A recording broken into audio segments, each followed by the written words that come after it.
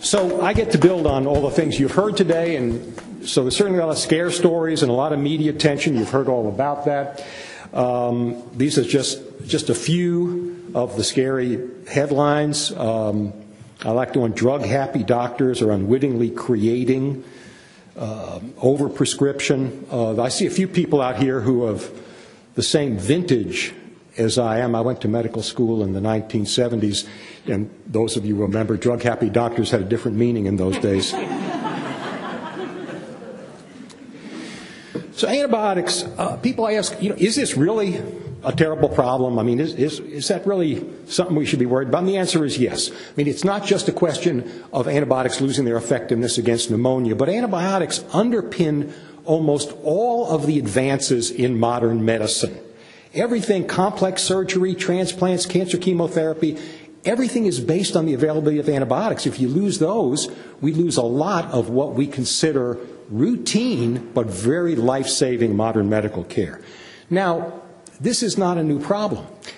The first warnings about the overuse of antibiotics by doctors in clinics and in hospitals were in the 1950s. This is not a new problem, but we may in fact be approaching a tipping point. You heard Leah and others talk about that one case of the woman who died from the superbug, the totally pan-resistant, resistant to all antibiotics infection.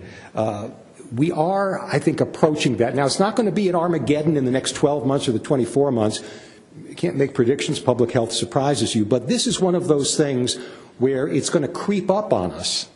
And by the time we get to a few dozen or a few hundred people dying of these pan-resistant bacteria, it's going to be too late, because this is a real tip of the iceberg phenomenon. And the ones that are killing people are just a tiny sample of what's actually circulating out there in the population.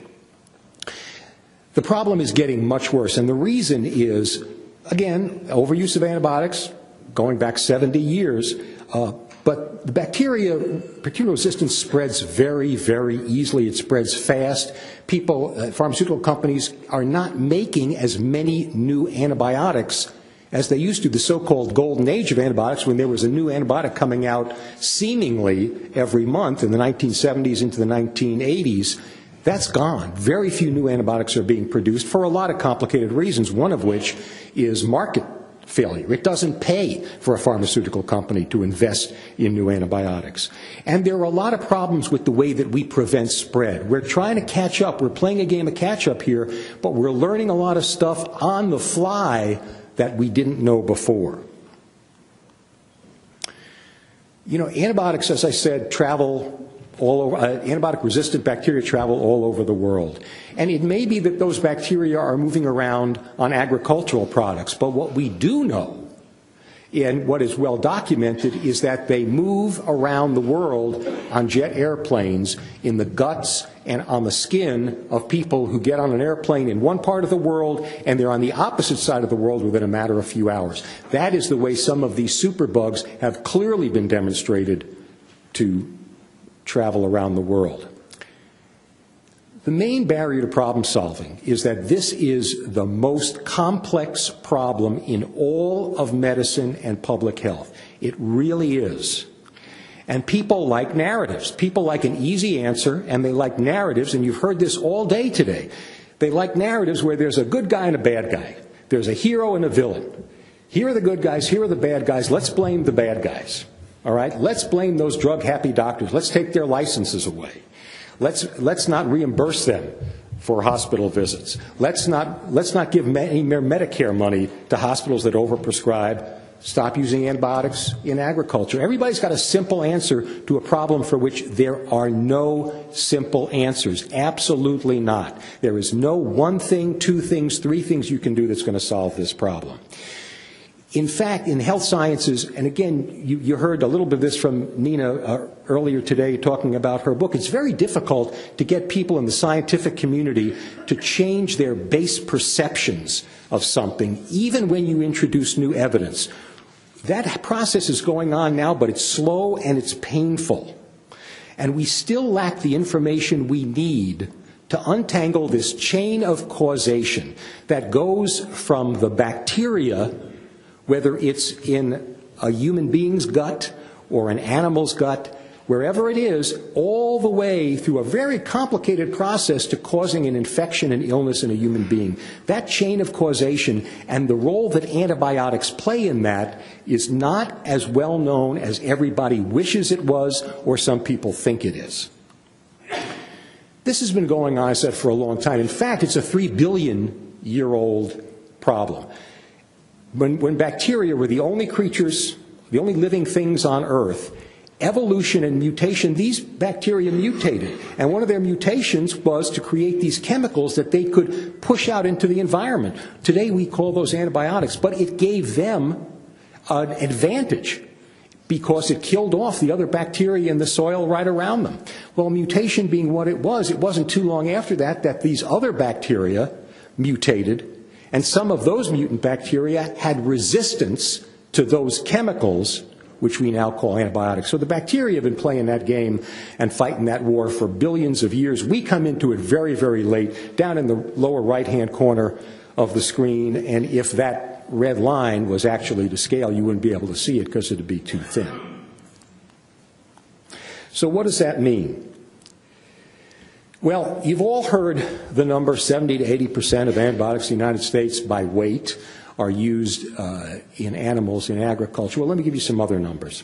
50% of all patients admitted to hospitals receive an antibiotic at some time during their hospital stay. We use a lot of antibiotics in people. And as a matter of fact, on any given day, 2/3 to 3/4 of patients in intensive care units in the United States are receiving an antibiotic. We use a lot of antibiotics, and that drives antibiotic resistance.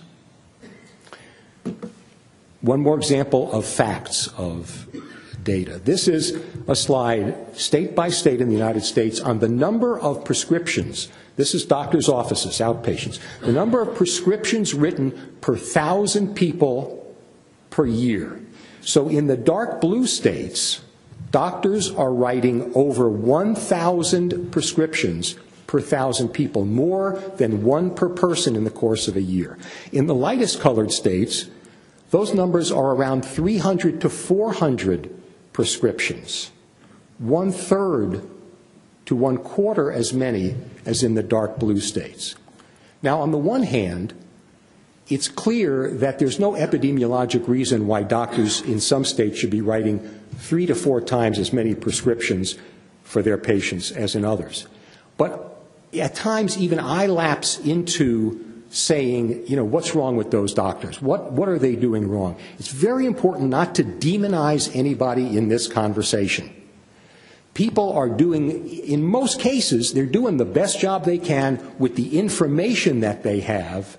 And what we in public health need to be doing is giving them better resources, better information, and better techniques to prescribe antibiotics better. And I think that goes across the entire spectrum of how antibiotics are used. And one last thing is that even if antibiotic resistance didn't exist, there are very good reasons for doctors to be more circumspect in prescribing antibiotics, because we're learning just in the last few years this very complex human microbiome, all of the bacteria that live in the human gastrointestinal tract and on the skin.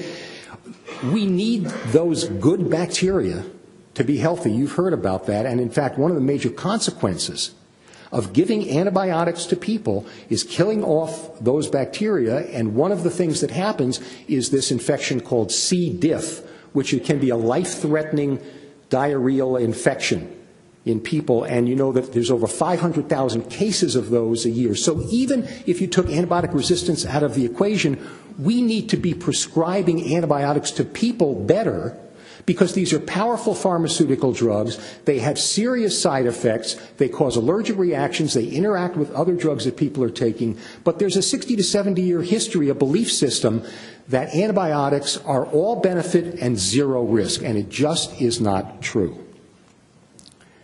So moving forward, what do we need to do?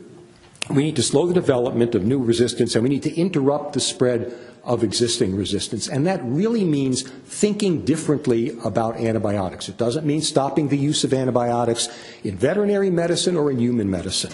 It doesn't mean arbitrary cutbacks in the amount of antibiotics that are used. But it does mean thinking about the fact that these are powerful drugs, and we need to understand when we're using these drugs, why we're using them, how we're using them, and to constantly be asking ourselves the question, are there better ways to be using these drugs? Can we improve on the way we're using these drugs?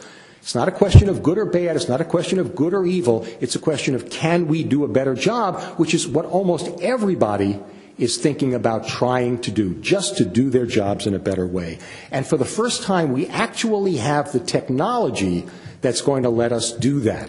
And that's through genetic testing. We can now, just like with the human genome, we can break down the entire genetic sequence of every bacteria. We can identify those genes, those mutant genes that give the bacteria the ability to resist those antibiotics. We can track those genes, not just the bacteria, we can track the genes as they travel around the world, between people, to the extent that they travel from animals to people, we can figure that out. We'll then be able to make more educated and more rational decisions, more evidence-based decisions on what to do with antibiotics. So I won't go through the summary. I've told you everything. But the bottom line is two things. Let's not demonize people. Let's not point fingers. We have got to come together. Medical doctors, veterinarians, people in industry, people in the pharmaceutical industry and agriculture, we have got to get together. We've all got to accept our role in this, not point fingers at somebody else. We have to take this, what is truly a One Health perspective, and help each other improve the way we're using antibiotics and stopping the spread of resistant bacteria. Thank you.